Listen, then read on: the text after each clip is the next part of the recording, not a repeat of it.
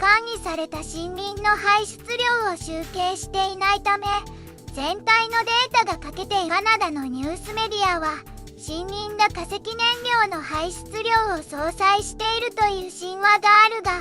森林は伐採と化石燃料による気候変動によって弱体二酸化炭素を吸収する代わりに排出するようになったと指摘しています。皆さん、こんにちは。私の名前はなぎさです。今日はなぎさに新キャスターとして登場しました。